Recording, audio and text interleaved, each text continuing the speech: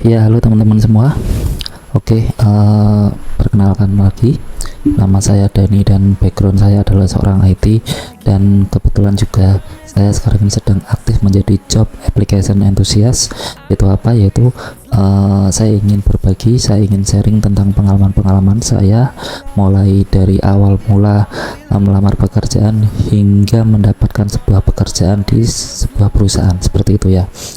Oke, sebetulnya pada kali ini saya ingin mencoba untuk menyambung janji saya yang kemarin, yaitu tentang tutorial membuat lamaran pekerjaan. Kalau CV kan sudah kita bahas. Nah, akan tetapi lebih baik sebelum menuju ke dalam video cara membuat sebuah lamaran pekerjaan ini, mungkin di sini saya ingin menjelaskan tentang dokumen apa saja yang diperlukan, entah itu dokumen yang sifatnya opsional ataupun yang tidak. Nah, nanti akan saya coba bahas di video kali ini. Ya, oke, yang perlu kita ingat ini terutama pesan saya kepada teman-teman yang fresh graduate, yang baru lulus, atau mungkin yang teman-teman yang baru lulus juga dari SMA atau SMK yang kebetulan ingin melanjutkan karir ke dunia bekerja, seperti itu ya. Oke. Biasanya bagi orang-orang yang tidak tahu, mereka akan melampirkan dokumen secara lengkap. Nah, terutama mungkin jika punya background pengalaman yang dulunya mungkin sebelum mencoba melamar kerja di perusahaan, dulunya sempat ikut tes CPNS ataupun mungkin sempat ikut tes TNI maupun Polri, tentu terkadang dia akan mencantumkan semua dokumen yang dia miliki. Seperti contoh, saya sering sekali melihat anak-anak yang seperti itu. Biasanya ketika mau melamar pekerjaan, dia mencantumkan mulai dari KTP, KK, akte, sampai bahkan akte, terus ijazah lengkap, mulai dari ijazah dia pendidikan terakhir sampai pendidikan di SD, seperti itu ya. Nah, ya itu sebetulnya bagus sih, tidak masalah, kan tetapi di mata HR dan interviewer itu mungkin sangat tidak begitu diperlukan, atau bahasa lainnya adalah mubazir. Nah, di sini saya ingin mencoba untuk sharing saja dokumen apa saja yang seharusnya diperlukan sih. Dokumen yang paling harus diperlukan yang pertama adalah yang kemarin kita coba membuatnya, yaitu kurikulum vitae. Itu jelas. Oke, kurikulum vitae. Nah, setelah kurikulum vitae, lalu kita memerlukan yang namanya surat lamaran. Itu jelas sekali. Nah, kenapa? Karena setelah kita menunjukkan, ibaratnya kurikulum vitae itu adalah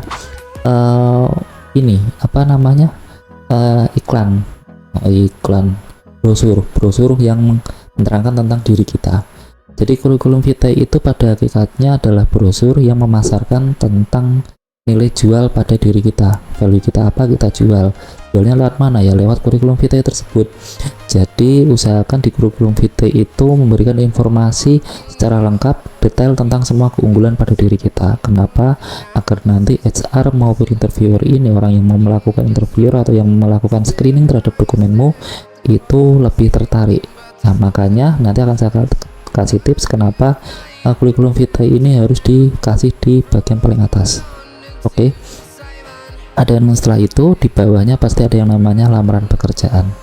Nah, lamaran pekerjaan itu ya sifatnya adalah surat. Nah, dengan bahasa yang cukup formal. Nah, di situ bahasanya adalah memperkenalkan diri atau mengungkapkan bahwa keinginanmu seperti apa. Nah, nanti akan kita bahas detailnya, tips triknya supaya lebih mudah di video selanjutnya. Nah, lalu ingat dokumen salah satunya yang penting menurut saya, jadi ini kita sambil sharing ya. Selain daripada kurikulum vitae dan juga lamaran pekerjaan, tentu kalian harus mencantumkan foto. Nah, walaupun di kurikulum vitae itu sudah ada foto, tapi kalian juga harus tetap menyantumkan foto di dalam dokumen lamaran kalian. Nah, dan foto ini sifatnya berbeda dengan foto yang ada di kurikulum vitae, jadi usahakan bedakan itu. Nah, kalau di kurikulum vitae ini kita menggunakan foto yang terlihat profesional, terlihat lebih meyakinkan. Nah, tapi di foto yang untuk dilampirkan untuk lamaran pekerjaan ini sifatnya adalah formal. Jadi foto seperti foto saat wisuda, setelah wisuda kan itu kan ada tuh dikasih foto yang pakai jas gitu. Nah, yang dengan background warna biru ataupun warna merah itu, nah itulah yang kita lampirkan. Oke, setelah ada kurikulum vitae atau CV, setelah itu ada lamaran pekerjaan, lalu ada foto. Setelah foto apa? Oke, betul sekali. Setelah foto adalah KTP. Nah, kenapa? Karena KTP itu sifatnya penting karena dia menerangkan bahwa memang benar apa yang tercantum di lamaran kita tentang alamat kita itu sama dengan yang ada di KTP. Kenapa? Karena rujukannya adalah KTP yang sifatnya lebih sah dan lebih bisa dipercaya, seperti itu. Karena itu adalah kartu tanda penduduk. Oke.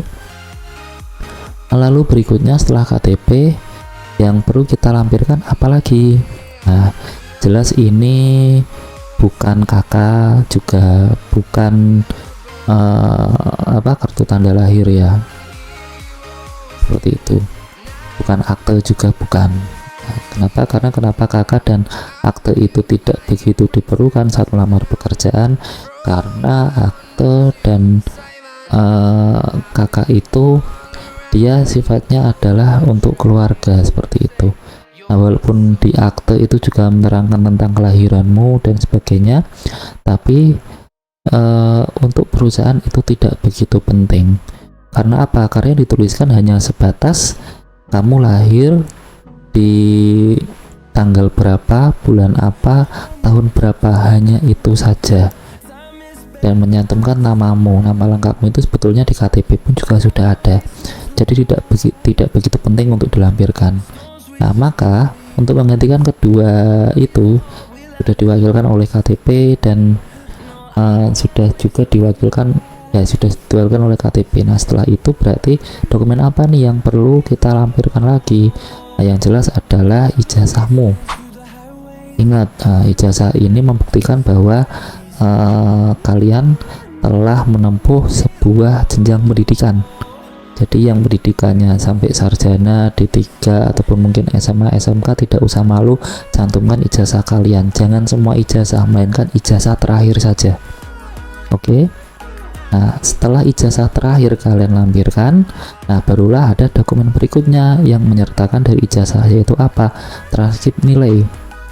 Kenapa? Karena transkrip nilai itu penting untuk apa? Untuk HR maupun jajarannya, yaitu mungkin si interviewer atau mungkin orang yang di bagian HR itu untuk melakukan screening data agar mereka tahu bahwa kualitas dan kapasitas kalian itu sudah sejauh mana, bisa tidak masuk di perusahaan tersebut. Karena bisa dilihat dari nilainya, dari apa yang diajarkan dari kampusnya.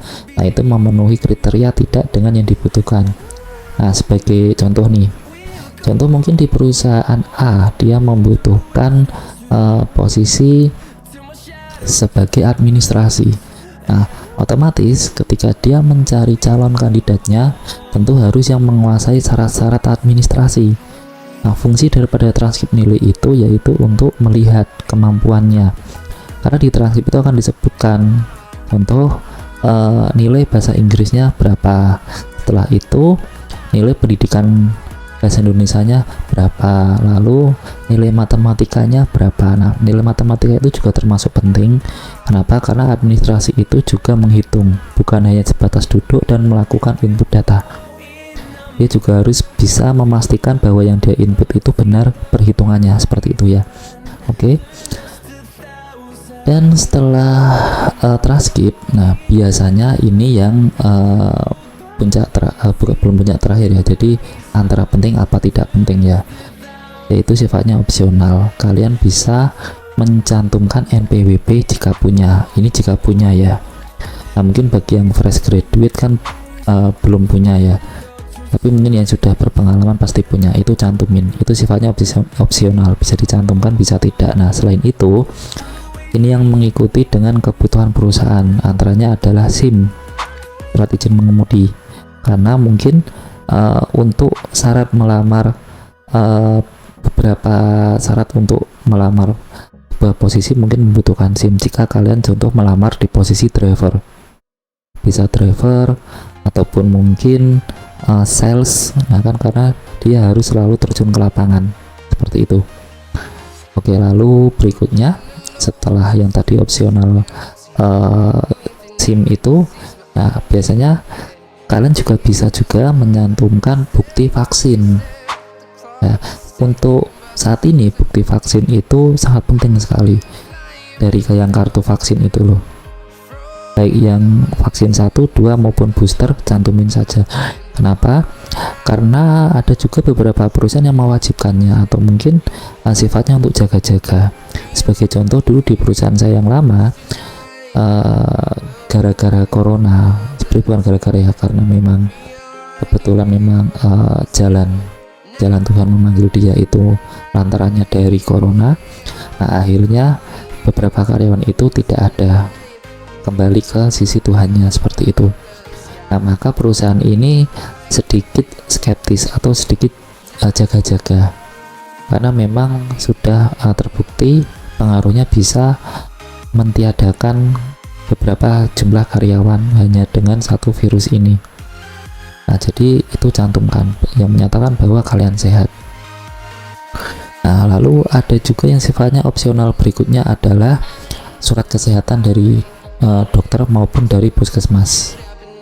Nah seperti itu. Kalau ini opsional ya, terkadang bisa diminta di awal, terkadang juga dimintanya waktu setelah benar-benar dinyatakan diterima atau setelah interview terakhir. Itu ada beberapa perusahaan yang meminta keterangan itu, menerangkan bahwa kalian benar-benar sehat jasmani mulai dari ujung kepala sampai ujung kaki. Nah dengan cara apa? Laporan surat kesehatan atau medical check up seperti itu ya. Dan lalu opsional berikutnya, ada juga beberapa perusahaan yang minta kartu kuning atau surat tanda permohonan kerja. Nah itu biasanya dari Disnaker. Nah seperti itu. Tapi juga itu sangat sedikit sekali. Itu sifatnya sangat sedikit sekali, tidak banyak. Makanya saya sebut opsional seperti itu ya. Nah lalu selain daripada itu, ini sebetulnya opsional tapi sangat penting sekali. Persiapkanlah sertifikat-sertifikat yang kalian miliki.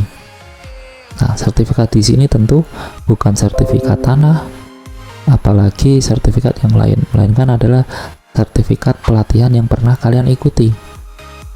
Nah, ini kenapa? Karena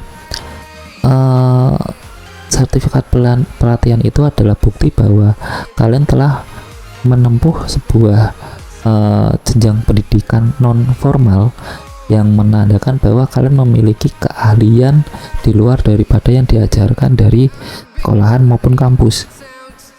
Nah, dan tentu ini memiliki poin yang lumayan.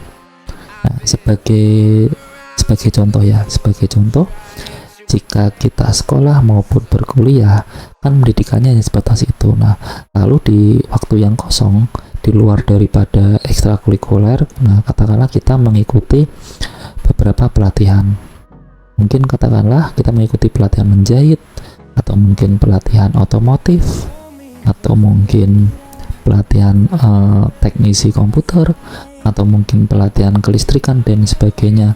Nah itu nanti ketika kita ingin bekerja, itu dilampirkan tentu akan memiliki nilai lebih dalam penilaian, apalagi yang memiliki sertifikat mengemudi, terutama untuk driver yang ingin melamar sebagai driver. Nah ini juga memiliki nilai yang berbeda. Jadi kalau seandainya kok kalian melamar driver, teman-teman ini melamar driver hanya menyertakan SIM, yaitu sudah, itu tidak apa-apa. Tapi jika mungkin juga melampirkan sertifikat pelatihannya, itu akan jauh lebih meyakinkan, karena perusahaan akan menilai bahwa dia mendapat SIM-nya tidak dengan cara mohon maaf ya, menembak atau ini apa ya, bayar seperti itu.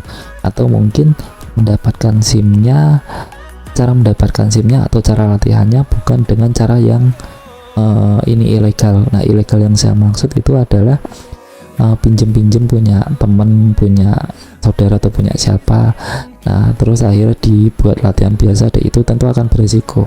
Yang otodidak itu tentu memiliki tingkat resiko tersendiri daripada yang mengikutinya dari pelatihan, karena sudah terstruktur, sudah terprosedur, dan jelas kurikulumnya seperti itu.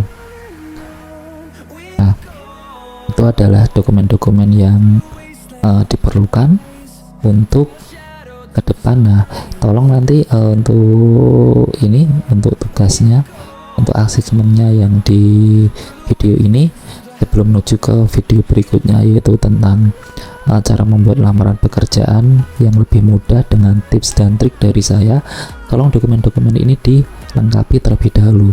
Nah, besok akan mencoba kita buat dan kita susun, dan barangkali nanti akan saya kasih tips ketika kita ingin membuat beberapa surat lamaran pekerjaan secara otomatis bisa langsung dibuat dalam jumlah yang banyak dan ditujukan untuk banyak perusahaan, akan tetapi dengan karakter yang sama, yaitu karakter, skill, keahlian dan sebagainya masih tetap sama.